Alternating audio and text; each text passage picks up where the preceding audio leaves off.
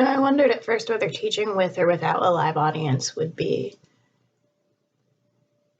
more or less difficult. I'm about 8.5 minutes into recording this video and I don't have any useful content so far. I can start this again. Hi. I'm burping. Why don't we just start again without the burps? Hi class. Welcome to my shitty webcam and your method of instruction for the foreseeable future. This is going to be where I'm teaching till we return to campus or until I figure out a way that's going to teach you better. So subscribe, I guess. Don't forget to hit that big red button, like and comment if you like this. Please don't. But do subscribe if that will make it easier for you to keep up with class. Could be useful. I'm going to be posting here regularly, so it'll be fun to learn how to do this together. So to reiterate what I said in my email to all of you, our class is largely moving to the Blackboard page. Your instruction will be provided through these YouTube videos, which I'll post under announcements. Your homework will be submitted on the discussion board page. So that's a page where you can post something that other people can see and respond to. They create kind of like threads that you can follow, and it's a useful tool to continue conversation between all of us. So you're going to be posting your journals on the discussion board page now. So it does mean that they'll be visible to the rest of the class. They should still be about a page in length, and they will be due at the start of regular class time. And then the third part, which is the first sort of new thing that we're introducing, is that you're going to be responding to your peers' posts. So in that, you're going to have to forward, challenge, or question your peers' response. So forwarding is isolating one point that they made and, identifying the logic that they used or the conclusion that they came to and applying that to another scenario, another piece of the writing, another quote. So taking what they said and moving it forward in a way that they didn't explore. Challenging is a way of disagreeing. So you isolate one point that your peer has made and you challenge it with evidence that goes against it, or by uncovering an underlying bias or a flawed method of thinking. You are only choosing one thing, and the purpose is not to win or to humiliate or, to invalidate their entire argument. You want to be productive when you do this. So you say, I see where you are going with this, but have you considered this? This other piece of information could change the way that we interpret what you're talking about. Something like that. And questioning, so, isolating a point that they made, once again, and using a question, not a yes or no question, but an open-ended question to expand the possibilities of what we do here or to narrow the focus. And there are examples of all three of these methods of responding in the email that I sent you. So that's what you're going to be doing in the Blackboard responses. So unless otherwise noted in the schedule, which is available in the course materials, you're going to do 2 of those any day that we would normally have class, Monday, Wednesday, Friday by 6 p.m. Like I said, this is all reflected in the new schedule, which now has 3 columns describing the course content where we previously had 2.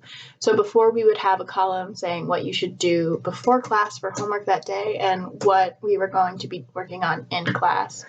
And now there's 3 columns. So there's the homework that's due, the thing that you post, the content of the class video, and how to focus your Blackboard responses. So to sum up, our class moving forward is going to be in those 3 chronological parts for every class period. There's posting your homework, which should be due before, which should be done, before class would normally begin. There's watching the video that I've posted, and then there is responding to your peers. So 1, 2, 3. And it is really important to me that we're all following this schedule, because it's the only way that it's possible for me to keep track of where we are and know what I need to teach you, know what you guys are understanding, and what I need to make clearer.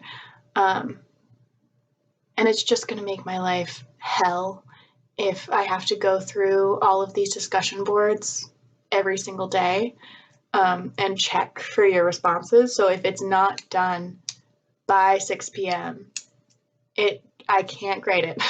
I can't. And more importantly, I can't determine where you are in relation to the course content. Because there's just no way that I can go back and reread all of these every day. So please follow the schedule. Do work ahead of time if that is helpful to you. Set alarms, do what you need to do. I understand that this is going to bring up certain challenges, and I understand that things are coming up that are unexpected and kind of hard to deal with or to cope with. But let's just try to keep our head above water here. So that being said, the last important thing in the letter was a note on accessibility of the course. If any of you are experiencing difficulty accessing the internet, difficulty following these YouTube videos, home or food or shelter insecurity, or any new challenges that are coming up from pre-existing conditions, please talk to me so that I can make a way for this class to be valuable to you, and so that you can still receive the education that you're all paying dearly for.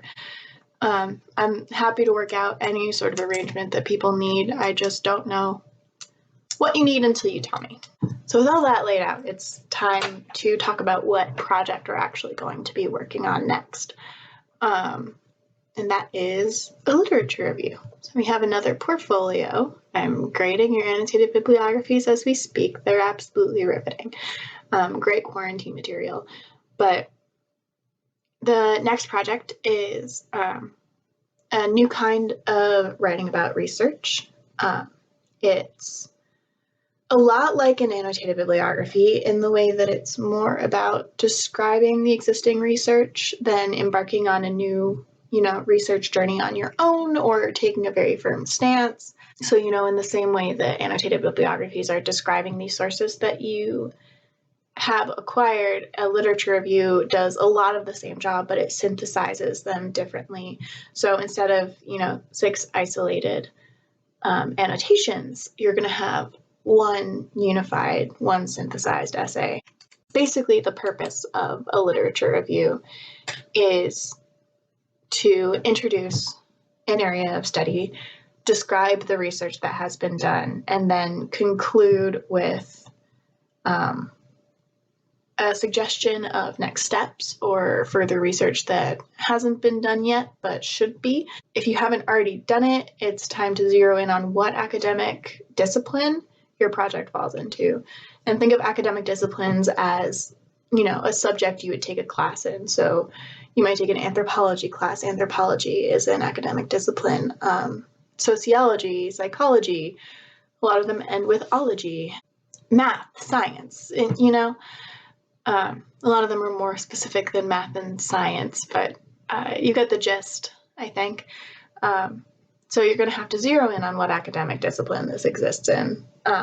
You're going to have to think about how your sources talk to each other. So we had the storyboard at the end of your annotated bibliographies, and that's a way of you to start thinking about, not how they exist in isolation, but what sort of threads they have in common, what new ideas one essay picks up that another essay didn't talk about.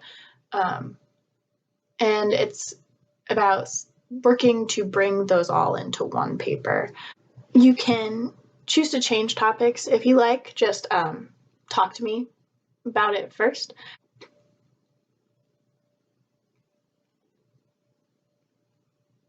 Yeah, doesn't matter to me. Change topics if you want to.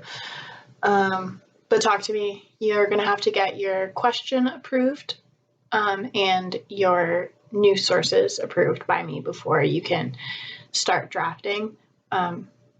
So, I would recommend making the decision sooner rather than later if you are looking at changing topics. But it's also perfectly valid to use the exact same research that you used for your annotated bibliography. That's the course that most students usually take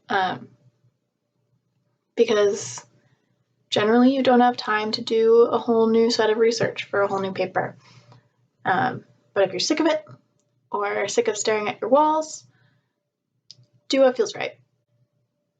So that is all that I have for class today.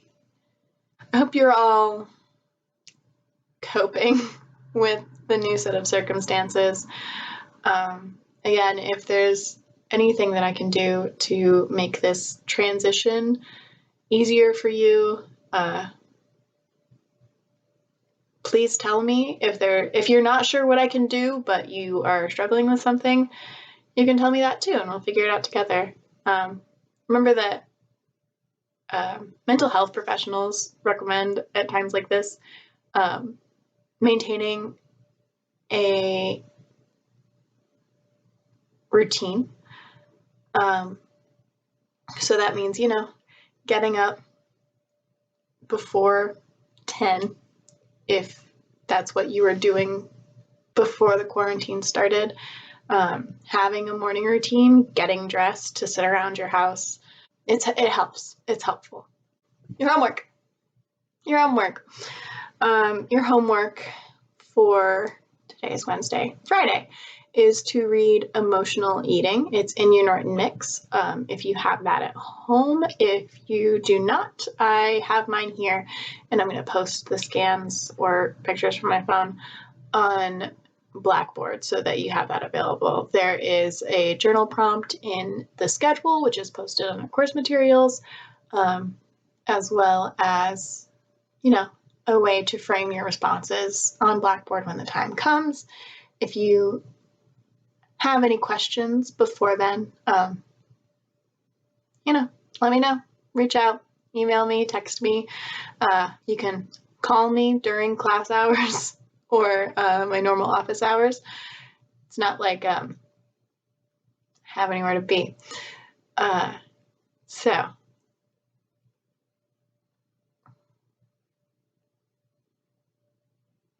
yeah, I guess that's it. Catch you on the flip side.